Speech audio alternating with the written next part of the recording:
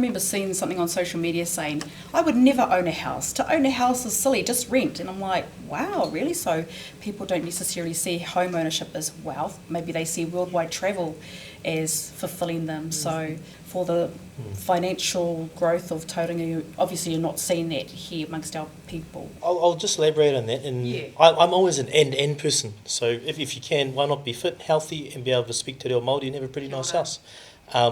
We should have the option to have things. We shouldn't have our capacity or our means limit us from what we want to be achieving. If you ask most people, they would say, I want to own a house. The person on social media probably just says that because they don't really have enough money to buy a house. So there's another trend in Te Ao Māori where Māori organisations replace the role of government because government is failing. I don't think that's the role of iwi. Iwi is to build aspiration and opportunity within the rohe over and above what the government is doing. So it's an and for me. People should be owning houses and have the option to learn reo.